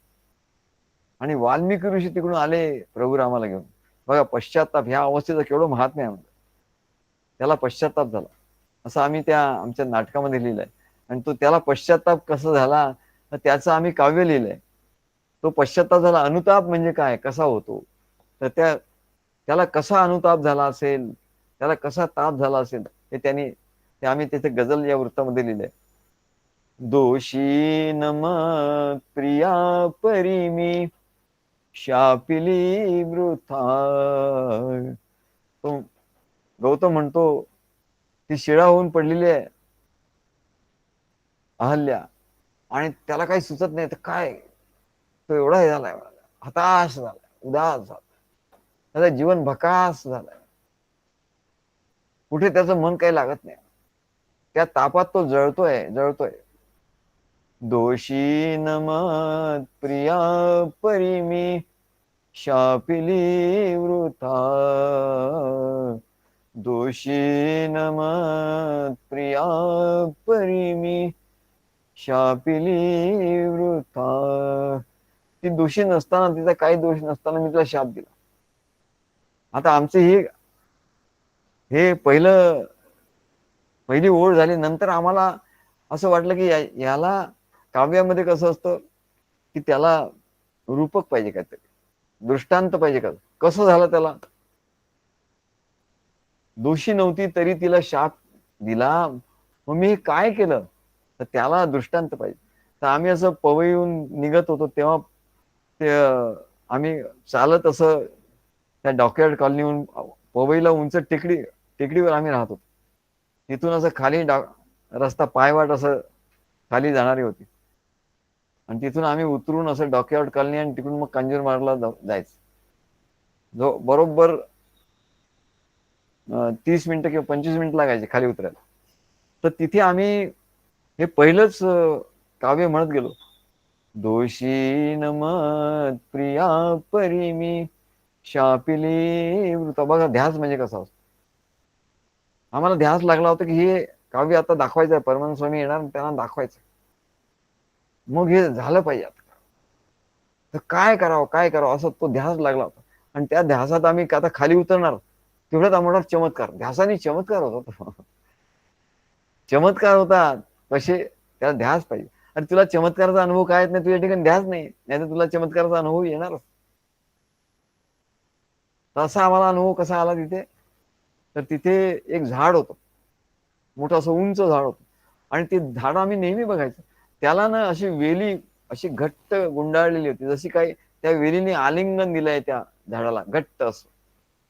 ते असं वेल अशी मोठी त्या झाडावर चढलेली होती. आता रोज बघायचो आम्ही. पण त्या दिवशी आम्हाला काय चमत्कार दिसला, की तिथे खाली आम्ही ती वेल बघितली. रोज आम्ही बघायचो. तर खाली आमची नजर गेल्यावर तिथे लक्षात आलं, की तिथे छोटीशी अशी आग लागली आहे त्या वेलीला.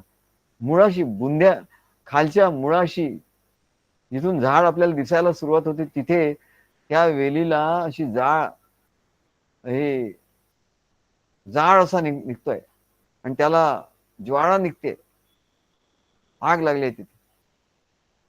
तर आम्ही ते बघत राहिलो त्याच्याकडे आणि ती बघता बघता ती आग मोठी मोठी होत गेली आणि मोठी मोठी होता होता ती अशी गोल गोल फिरायला लागली.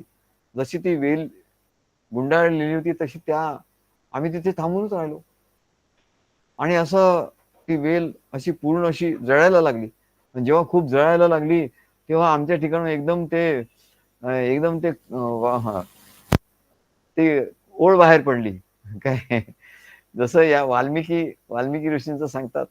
वाल्मिकी ऋषींनी रामायण लिहिलं. त्यांना आपल्या नारद ऋषी त्यांचे सद्गुरू त्यांनी सांगितलं की तुझं रामनामाने तुझं सर्व म्हणाले पाप निघून जाईल आणि तुझं अंतःकरण शुद्ध होईल.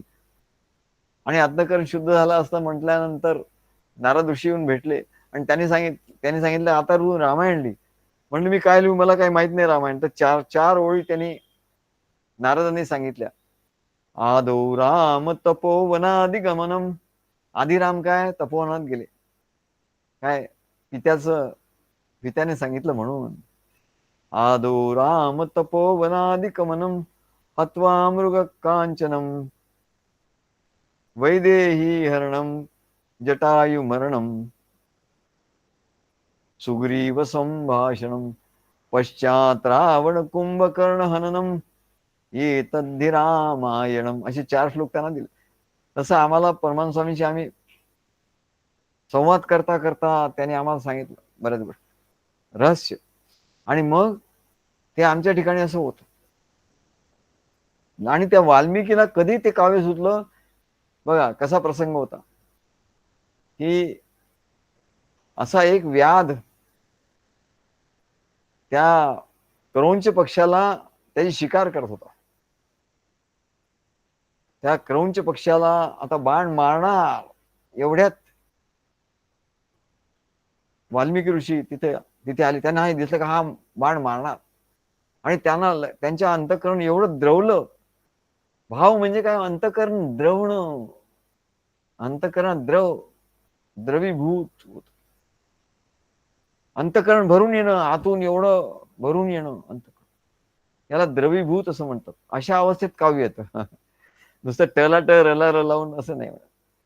आणि त्यांनी त्यांचं त्या रामायणाचं पहिलं वाक्य बाहेर आलं. पहिलं काव्याचं पहिली ओळ बाहेर आली. मा निषाद. हे निषाद अरे असं करू नको बाबा,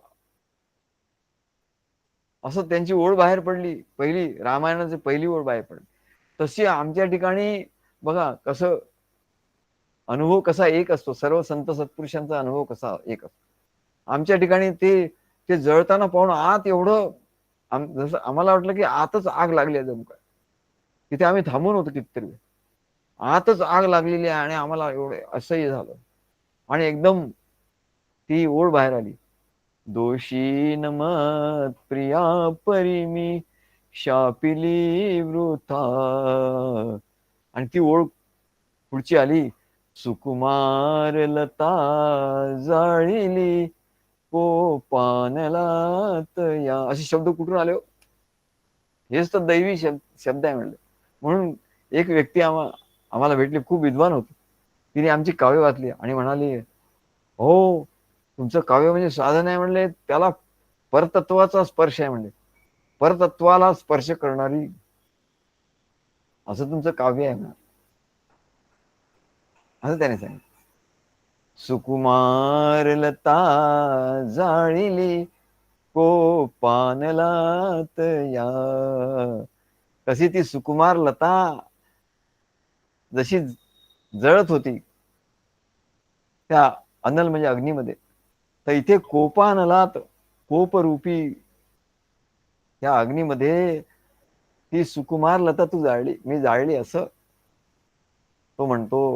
गौतम म्हणतो, दोषी नमत प्रिया परिमी शापिली वृथा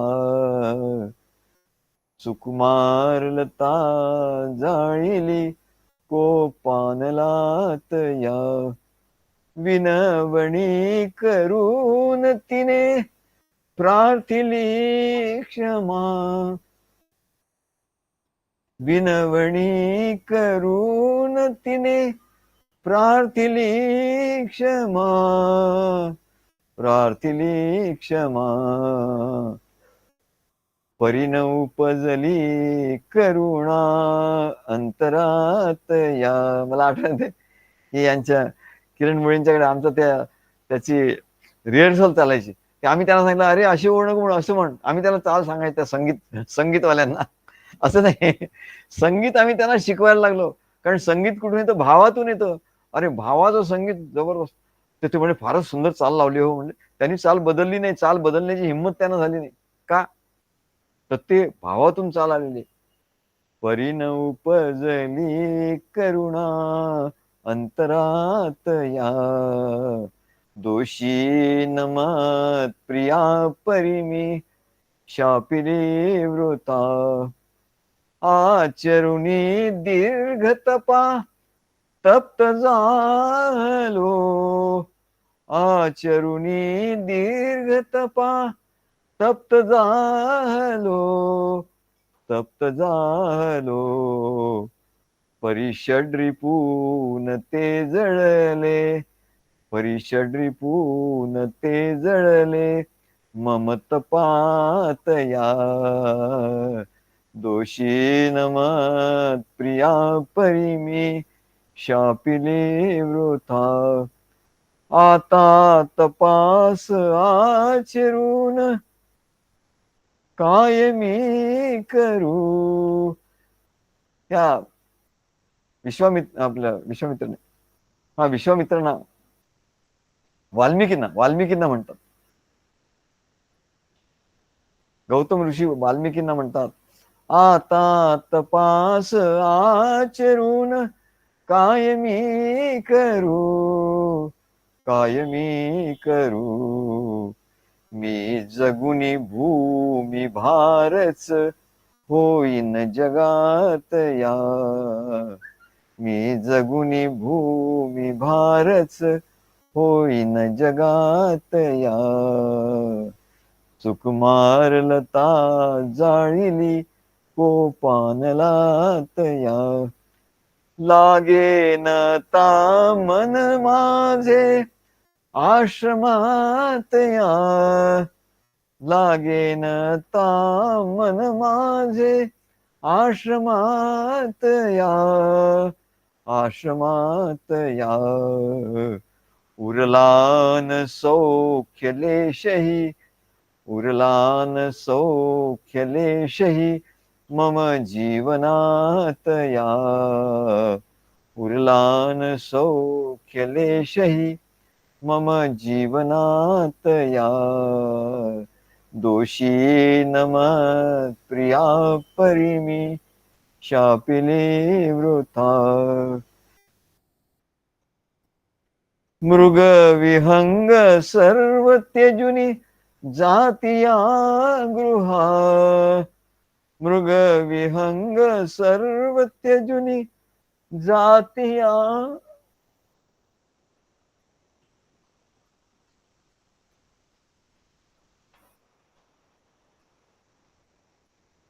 मृग विहंग सर्व त्यजुनी जातिया गृहा वाळली लता कुसुमे वाळली लता कुसुमे अंगणात या वाळली लता कुसुमे अंगणात या दोषी नमत प्रिया परिमी शापिली वृथा गौतम किती दीन दीन पतित जाहला, गौतम किती हीन दीन पतित जाहला. ज्यांनी ते गायलं होतं मूळ, ते त्यांना ही ओळ एवढी होती, आवडली होती की ते सारखे हेच ओळ म्हणत होते. गौतम किती हीन दीन पतित जाहला, तारण्यास कुणी नाज त्रिभुवनात या, तारण्यास कुणी नाज त्रिभुवनात या. दोषी नमत प्रिया परिमी,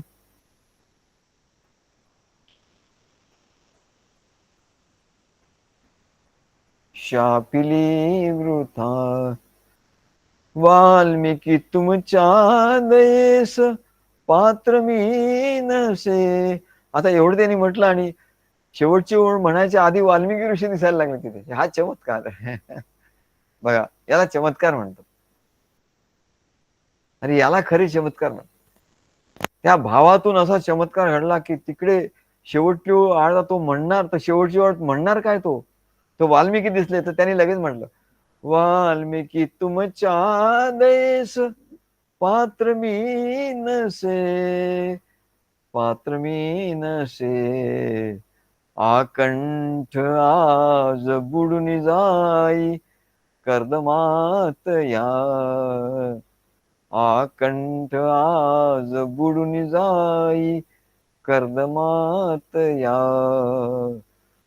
दोषी नमत प्रिया परिमी, शापिली वृथा.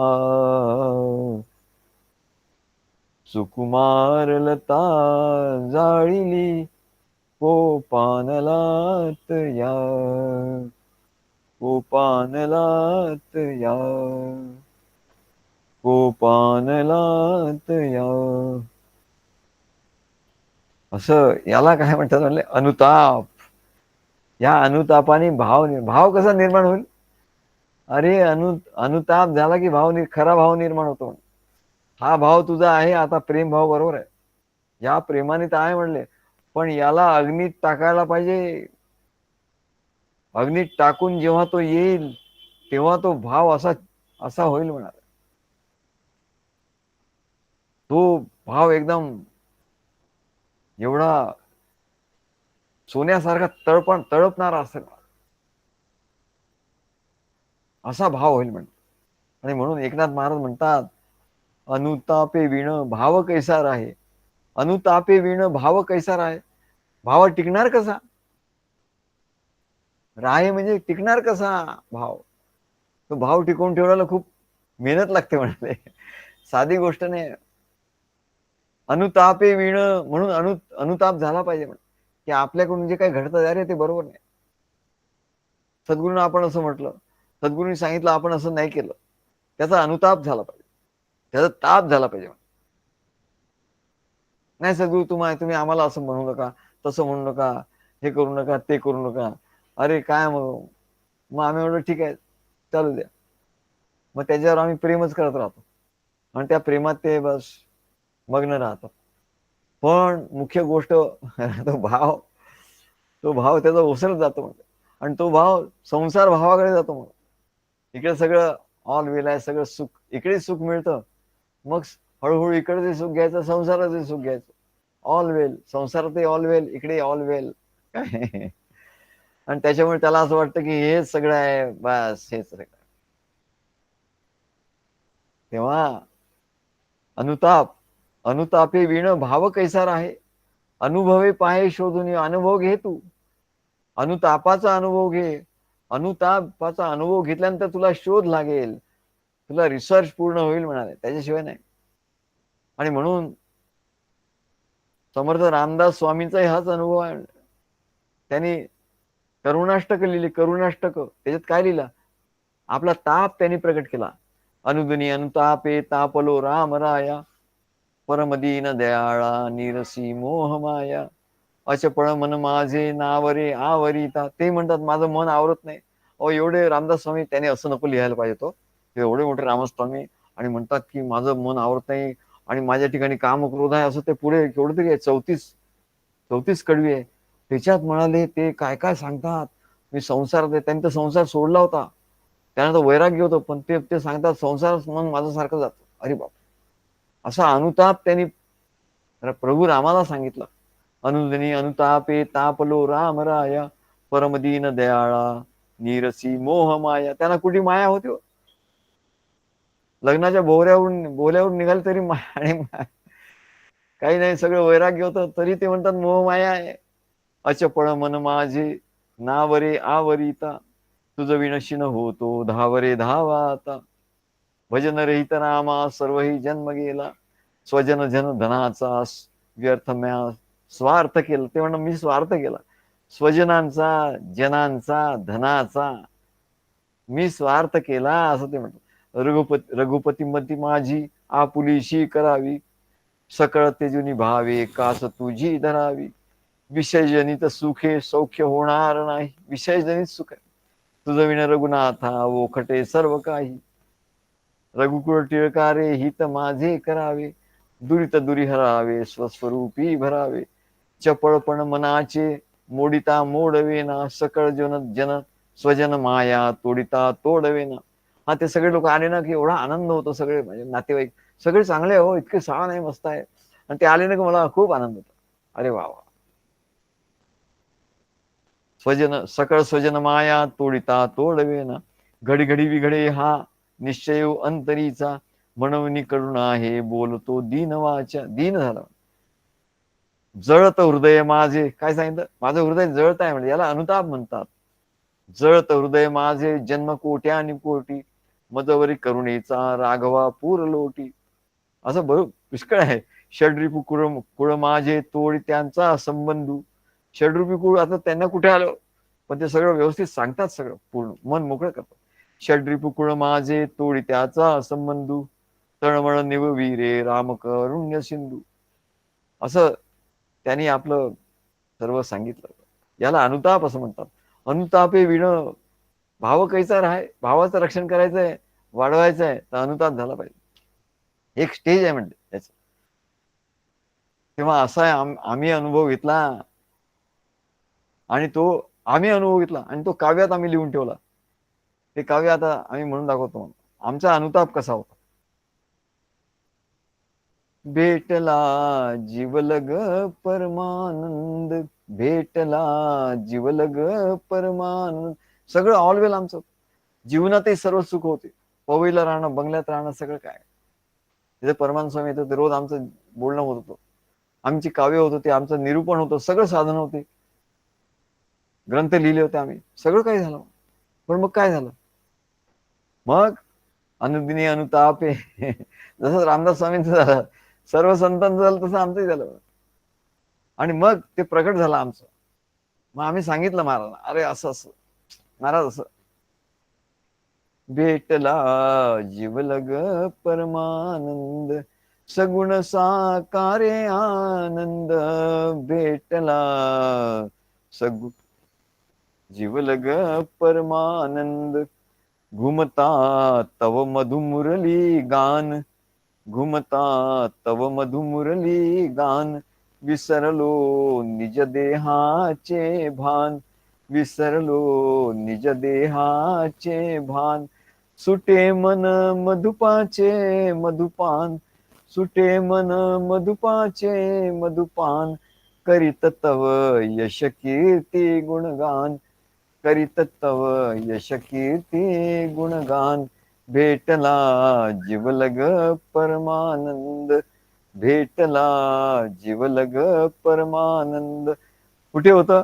IITच्या त्या बागेमध्ये. एवढं वृक्ष छाया होती घनदाट, तिथे हा प्रसंग घडला. असं घनदाट वृक्ष छाया, वृक्ष छाया होती घनदाट. त्यातून तिरकस पाऊल वाट, त्यातून अशा पाऊल वाट आहे तिथे. त्यातून तिरकस पाऊल वाट, उभा श्री गगनीचा सम्राट. 12 वाजता बरोबर सूर्य डोक्यावर आलेला. उभा शिरी गगनीचा सम्राट, उजळण्या त्रिभुवन विश्वविराट. उजळण्या त्रिभुवन विश्वविराट, म्हणजे विश्वाला तर उजळलं, पण माझ्या अंतःकरणातल्या विश्वाला त्याने उजळलं.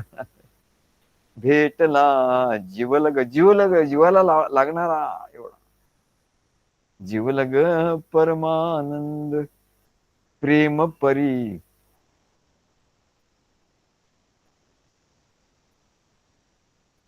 प्रेम परी पूरित नेत्र विलोल, रोखिसी दृष्टी अतिव सखोल. पाहुनी मम हृदय भाव अमोल, प्रगटवी प्रेमलते मधुबोल. प्रगटवी प्रेमलते मधुबोल. हात माझे धरुणी हातात, हात माझे धरुणी हातात. घेतले वचन ही एकांतात.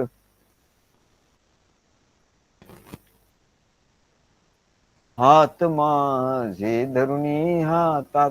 हे काय होत आहे म्हणले? अरे याला अनुताप म्हणतात, अनुताप. अनुताप. आणि त्याच्यातून जे निघतं ते भाव, सोन्याचा भाव केवढा असतो, सोन्याचा भाव. हात माझे धरुणी हातात, घेतले वचन ही एकांतात. काय वचन घेतलं? तुझा मी तू माझा हे नाथ. तू माझा आहे, मी तुझा आहे. सोहम तवाहम, मी तुझा आहे. तुझा मी तू माझा हे नाथ. नित्य ही जाणीव मम हृदयात. नित्य ही जाणीव मम हृदयाला भाव म्हणतात. तुझा मी आहे आणि तू माझा आहे, बस बाकी काही नाही. तुझा मी तू माझा हे नाथ. नित्य ही जाणीव मम हृदयात. भेटला जीवग परमानंद. नाहतो प्रीती वर्षावात, बांधही फुटची जलधारात. जलाचे मिलन हो जलात, तसे मम जीवन तव प्रेमात. भेटला जीवलग परमानंद. व्यापिले हृदय, रोखिले प्राण. प्राण असे रोखून दिले. अहो तिकडे कुंभक कुंभक म्हणतात, आमचे प्राण कितीतरी वेळ, अर्धा तास झाला की पाऊण तास झाला, श्वास श्वास येतच नव्हता आणि जातच नव्हता.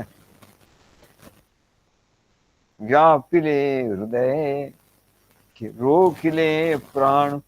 जाहला अहम भाव निष्प्राण.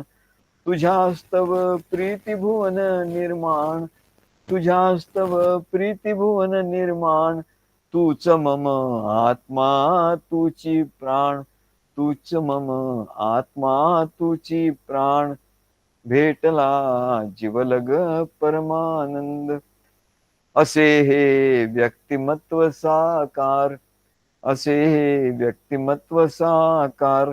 परमतत्वाचा आविष्कार. सद्गुरू म्हणजे काय साधी गोष्ट नाही मिळत. असे हे व्यक्तिमत्व साकार. परमतत्वाचा आविष्कार. सत्यप्रभू भास मात्र संसार. सत्यप्रभू भास मात्र संसार. हाच निज धामानंद निर्धार. हाच निज धामानंद निर्धार. भेटला जीवलग परमानंद. भेटला जीवलग परमानंद. याला अनुताप असं म्हणतात. तेव्हा एकनाथ महाराज सांगतात, पाहता पाहणे गेले ते शोधुनी, एका जनार्दनी अनुभविले. केवढं गुढ आहे हो या शब्दांमध्ये, पण ते आमच्या अनुभवामुळे आम्हाला ते दिसतं त्याच्यातलं गुढ. बिटवीन द लाईन्स नाही, between the words and inside the words. Between the words पण नाही, इनसाइड द वर्ड्स. पाहता पाहणे गेले ते शोधनी, याचा अर्थ काय? कुणाला म्हणलं काय? काय नाही बाबा, माहित नाही. एका जनार्दनी अनुभवले, जनार्दन एकनाथ स्वामींनी अनुभवलंय, आम्हाला काय माहिती. पाहता पाहणे गेले ते शोधुनी, एका जनार्दनी अनुभविले. अरे म्हणाले, या जगाचा शोध आणि अनुभव घ्यायचा तर म्हणले हा जन्मही पुरणार नाही, म्हणले अनेक जन्म पुरणार. किती शोध लागले, सायन्स सायन्स करतात, सायन्सचे शोध लागले म्हणा काय, परंतु ते सायन्सचा शोध लागला पण ते अमेरिकेचं विमान इकडे येऊन ते कबाडिस्तान झालं म्हणतात, कबाडात जाईल, त्याचे तुकडे तुकडे करून ते गेलं म्हणा. सायंटिस्ट लोकांची सर्व नाचक्की झाली. ते म्हणले जगाचा शोध घेऊन त्याचा अनुभव घेतला तर याला जन्मही पुरणार नाही. हो, एक संत सत्पुरुषांनी एका सांगितलं की म्हणजे 1 इंच 1 बाय 1 इंच पृथ्वीचा शोध घ्यायचा, पृथ्वीचा, तरी हजारो जन्म घ्यावे लागतील म्हणे. तर म्हणजे काय सांगतं तुमचं शास्त्र, आणि जो शोध लागला तरी त्यातून काय निष्पन्न होणार आहे म्हणलं, काय युद्ध, एवढं म्हणलं ते मिसाईल हे ते विमान काय होणार, युद्ध आणि लोकांना मारणार, काय अनेक लोकांचा जीव घेणार, त्याचं निष्पन्न काय होणार. म्हणजे कोळसा किती उघडला तरी तो काळाच आहे. तेव्हा हा कोळसा उघडायचा नाही, आपला चंदन उघडायचं. तेव्हा शोध घ्यायचा असेल तर कुठला शोध घ्यायचा, आपला शोध आपण घेतला पाहिजे. आपण शोध घ्यायला पाहिजे आत, आपण आपला शोध घेतला पाहिजे आणि आपल्याच अनुभवाने शहाणं बनलं पाहिजे म्हणाल. आणि शोध घेता घेता घेता शेवटी मुळाशी गेलं पाहिजे, आणि जेव्हा मुळाशी जातो तेव्हाच परमेश्वर भेटतो म्हणाल. अनुभव पाहे घेऊन या, अनुभवे पाहे शोधून या. म्हणजे हा अनुभव कधी येतो तर आपल्याला जेव्हा अनुताप होतो, अनुताप झाल्यानंतर सर्व सर्व हृदय म्हणले एकदम साफ होऊन जात, सगळं पाप निघून जात, शुद्ध होत आणि सर्व शुद्धता होते. आणि तिथे अनुभव, तिथे मग म्हणले अनुताप विण भाव कैसा राहे, तो भाव राहण्यासाठी, टिकून राहण्यासाठी अनुभव झाला. आणि अनुतापाचा अनुभव शोधून बघितला आपण तर अनुताप झाला पाहिजे, त्याच्यातून भाव अधिक अधिक उत्कट झाला पाहिजे. अनुताप झाल्यानंतर भाव शोधून पाहिला तर त्याची खोली कळून येतो, अधिक खोल झाला, सखोल झाला. आणि तो भाव पाहायला गेला, काय तो भाव आहे आपल्या ठिकाणी, तर म्हणजे तो एवढा सखोल आहे म्हणे की त्याचा शोध लागतो. जेव्हा पाहायला जातो तेव्हाच त्याचा शोध लागतो. आणि ज्या क्षणी त्याचा शोध लागतो, तो भाव ज्या ठिकाणी आहे त्याच ठिकाणाचा शोध लागतो, तिथेच म्हणजे परमात्म्याचा शोध लागतो, तिथेच आत्म्याचा शोध लागतो म्हणाले. आणि तिथेच आत्म्याचं दर्शन होतं. त्याच्याशिवाय अरे हा यालाच आत्मा म्हणतात. तेव्हा तो भावच त्या आत्म्यापर्यंत घेऊन जातो. मग तिथे काय होतं, पाहता पाहणे गेले ते शोधून, शोधायला गेला आणि ते पाहता ते शोधायला गेला, शोध लागला आणि तिथे बघितलं तिथे भावच भाव आहे, आत्मा आहे तिथे. आणि असं बघितल्याबरोबर मग मागे वळून बघितलं तर तो शोध कुठे गेला तोही दिसणार. अरे शोधा कुठे गेला तू, मला तुला सांगायचंय ते मला सापडलं म्हणून. शोधही दिसत नाही. आणि पाहणं, मग मी पाहत होतो ते दृष्टी कुठे गेली ते दिसत नाही म्हणाले. ती दृष्टी पाहणी पण निघून जातो. काय अजिमी ब्रह्म पाहिले, अजिमी ब्रह्म पाहिले. पण ते सगुणाच्या बद्दल पाहिलं नाही. पण तो शोधही संपतो, पाहणंही संपतं. तिथे पाहणे गेलं म्हणले, पाहणेही राहत नाही, कारण तिथे एकच राहतो, द्वैत राहतच नाही. म्हणजे पाहता पाहणे काही उरलं तर तिथे काही उरतच नाही. म्हणजे काही उरलं नाही अशी जी जागा असते, साधू बोध झाला तो नुरोनिया ठेला, न उरवून जे राहिलं, काही उरलं नाही आणि तरी काहीतरी राहिलं, त्याला त्या आत्म्याचा शोध असं म्हणतात. मग मी शोध घेतला हेही राहत नाही. तुम्हाला काय माहिती, मी किती शोध घेतला, मी किती रिसर्च केला, मी किती शोध घेतला, तेही राहत नाही म्हणा. शोधही संपतो आणि पाहणं, जे पाहणं आहे, मी ज्या दृष्टीने पाहिलं, द्रष्टा भावही राहत नाही. आणि तिथे म्हणले आतापर्यंत जो मी अनुभव घेतला ते पाहणे म्हणजे, तर पाहता पाहणे म्हणजे काय, इथे पाहणे हा सोपा शब्द वापरला आणि त्याला कठीण शब्द वापरायचा तर ज्ञानाच्या भाषेत त्याला साक्षी म्हणतो. साक्षी भाव म्हणजे तो सगळं बघतो, करत काही नाही. त्याला साक्षी भाव म्हणतो. द्रष्टाभाव आणि साक्षी भाव. तर साक्षी भाव तो, पण साक्षी भावही गेला. अरे मग साक्षी कशाला पाहिजे, कोणाला साक्ष द्यायची आहे तिथे. तोही नको म्हणजे तोही राहिला नाही. पाहता पाहणे गेले ते शोधून, एका जनार्दनी अनुभविले. पाहता पाहणे निघून जात आणि एका जनार्दनी तो अनुभव होऊन राहतो. म्हणजे तिथे तो राहतो. बस आहे. महाराज सांगायचे अस्मी, अस्मी अनुभव. अस्मी म्हणजे बस आहे. काय आहे? परमेश्वर आहे हे सुद्धा होत नाही. देव आहे, परमात्मा आहे, काय काय नाही, अस्मी.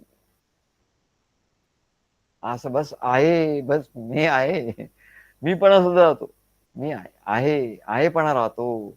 सत चित आनंद, तो सच्चिदानंद असो.